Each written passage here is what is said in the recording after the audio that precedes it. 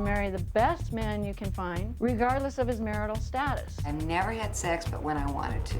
My husband has 7 wives. Welcome to the Live with Lindy show. I'm the 6th. That's what kills regular marriages, being on top of one another. Alex has always been a controversial person. Everything they're doing is their own choice. You think it's a good idea for you to be going in there? I'm not doing this for me. I'm doing this for my children. The relationship between the Joseph wives is stronger and stranger than we thought. I possess the power to inflame him. Sometimes I wonder if we're crossing the line here. He told us all we were going to be widows someday. It's going to be really hard. All right, we're out of here. Load up.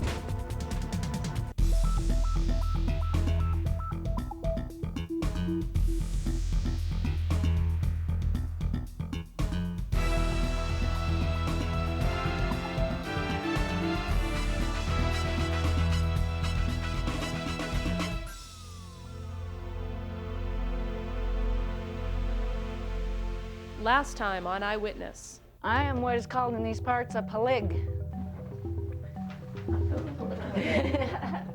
We've just spent our first week with one of Utah's most notorious polygamist families, and we're getting a crash course on what it's like to live with 8 wives and 21 kids. This is Austin, my uncle.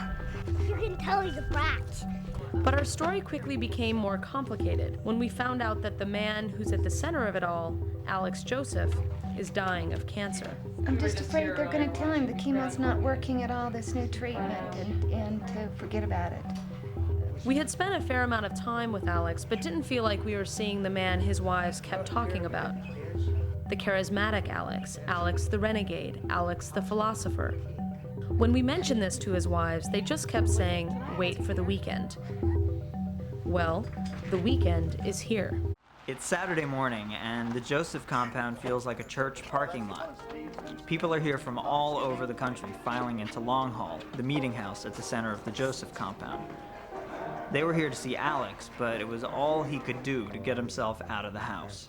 This side effect is almost wore off. I'm hoping. What side effect is that? From this chemo I just took before you guys got here. What's the side effect? That you can't sleep well? Oh, hey, no. The hot chemicals coursing through your veins, dry heaves, stuff like that. I don't like to think about it all that much. Alex founded this group. He calls it the Confederate Nations of Israel. As far as we could tell, they were part religion, part political party, and part polygamy support group. When I first learned about the Confederacy that Alex leads, I didn't know what to think. Here was a group of people who don't want to join a traditional church, don't want to join a traditional political party, and basically don't want anyone telling them how to live their lives. They're all rebels, and though he may not look like it now, Alex is their renegade leader. Exactly. Exactly. All right, well, let's go out and see if the sun's shining. It's beautiful out. Ooh. Over paper moon. Alex got people that he really likes, and he has a friendship and a bond between a lot of people. But some of them are kind of strange to us, but some of them are really close friends and really nice people. You'll be able to pick the weirdos out from the good people. Just ask me, and if you think they're, if you're kind of in between, tell me. I'll tell you. It was pretty obvious that Willie, a TV executive from Salt Lake City, was part of Alex's inner circle. I met Alex in 1986. I was on a little recruiting trip for the Libertarian Party here. And I came down because I'd heard of Alex. I'd seen him on TV a little bit. And I thought this man should be a libertarian. He's pretty radical. He's, a rebel, independent type. David, a Native American from Oklahoma, is an even older friend. Alex has always been, in the public's eye, and even individuals, a controversial person. I think even people who have found disagreement with him over the years consider themselves somewhat enlightened by their experience with Alex. when you meet someone like that, it's encouraging. We have all kinds of people here that come to these meetings. We have polygamists, of course. There are single people, there's gays, there's all kinds here, really. Listen, the reason I've taken this time here today is because I feel that all of you here are in dire danger. Throughout the morning, different speakers shared the floor. But when Alex walked in, you could tell he was the reason everyone was here.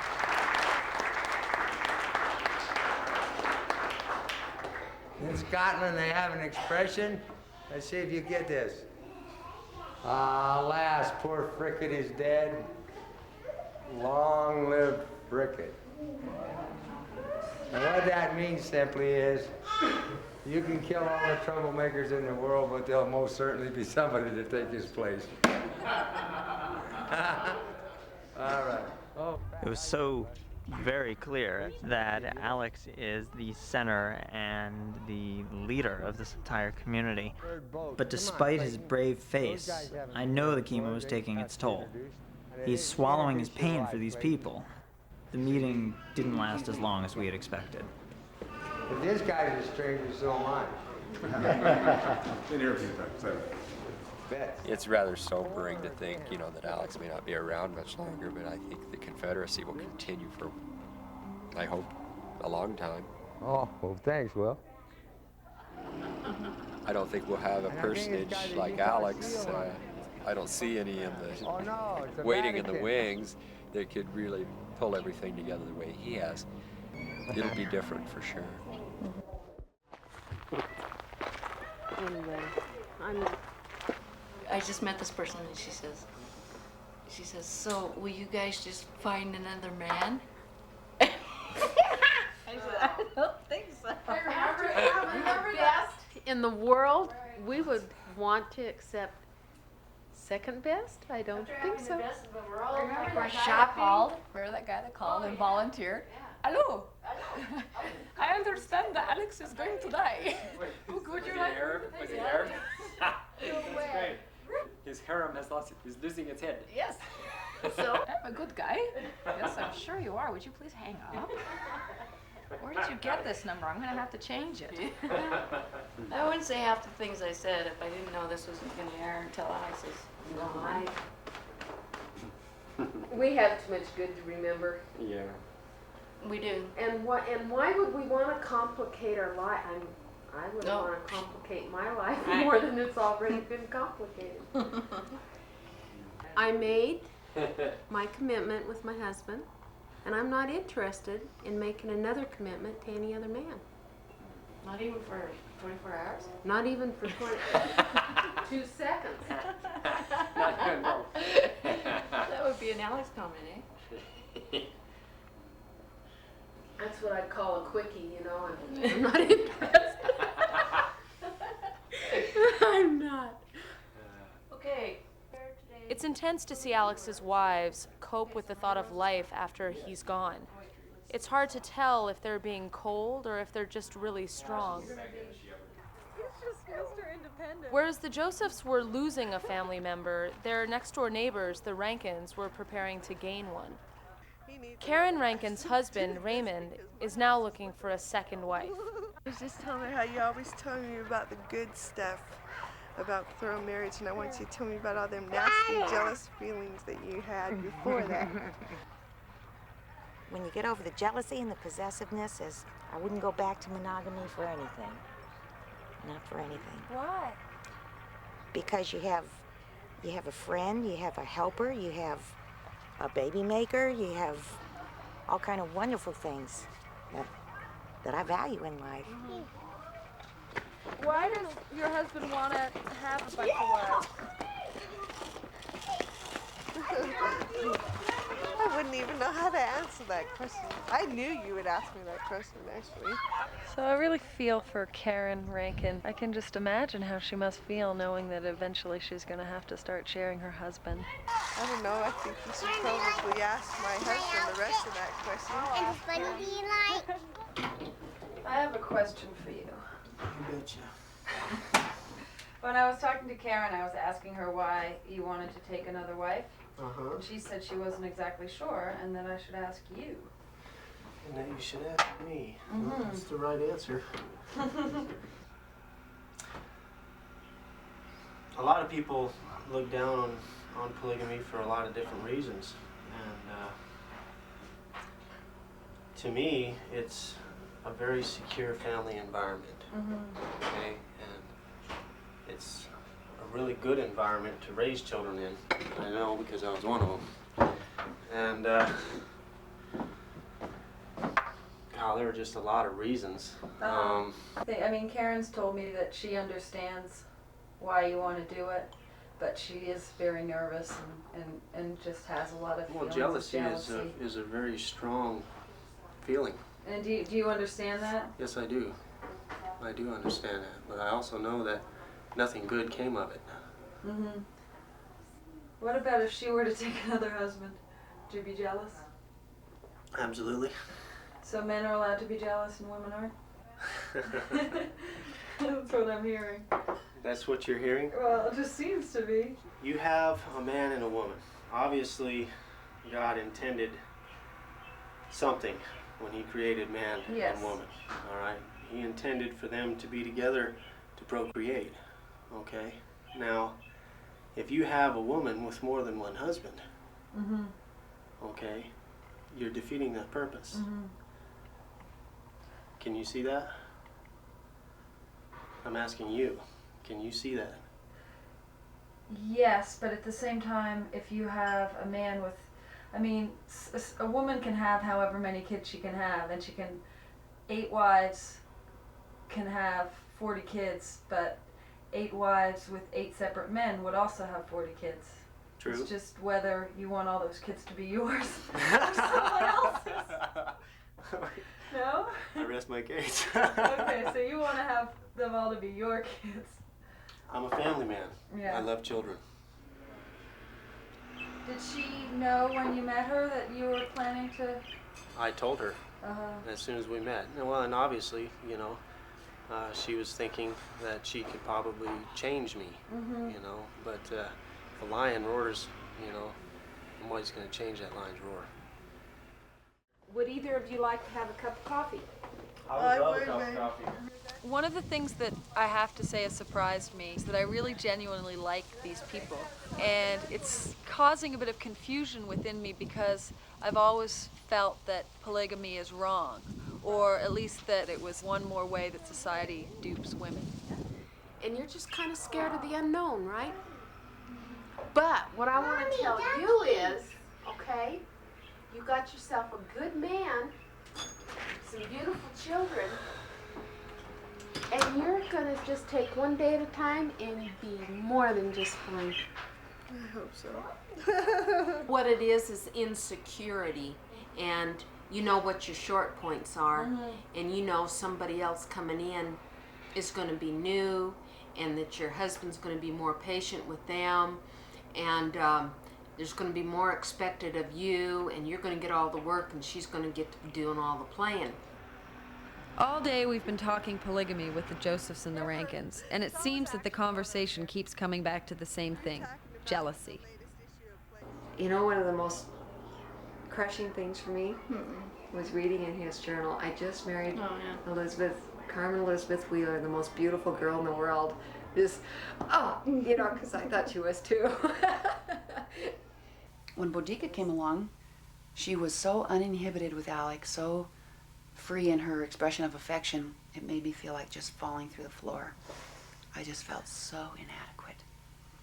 So that was hard, surprisingly hard.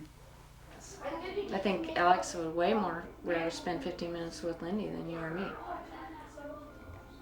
I mean, she's the lightness. That's the problem with her doing the contract. Couldn't help but be hurt a little bit when he picked somebody to go spend the night with him, because you just thought, oh, he'd rather be with her than with me. If the wives didn't like one another, that would be really hard to do. But when you like each other, I don't begrudge my friends their time with Alex, because I like them too, and I want them to be happy. You really do figure out that you can't be her, and that that you'd rather have her be at her best than otherwise, because it does reverberate back to you. And it's that somebody else has a nice relationship with Alec is no threat to yours. I mean, and it makes you feel bad only when you don't feel up to par yourself. It takes a lot more women to think this way than it does men to live this way. In my own family, we got a ratio here, you know? Isn't that pretty obvious? You know, there's one guy thinks like I do. Oh, well, we understand why a man might want to have a bunch of women. Okay.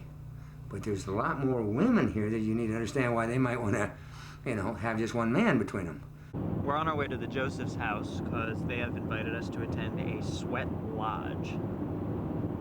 Should be interesting. Can you show me out the window where the sweat lodge is? Yeah, I like that I can see right outside my window. You can just see the corner of it there, and the pile of wood ready to go to burn. The sweat lodge was really the spiritual climax of the whole Confederacy weekend. When's the sweat lodge gonna be? It's gonna be tonight. I don't know what time they're gonna start. It'll probably be sometime after dark. All weekend, we've been trying to get a handle on this Confederacy. They seem to have taken a page from everybody's book. Christian, Jewish, Mormon, pagan, and this sweat lodge is Native American. Have you been to one of these before?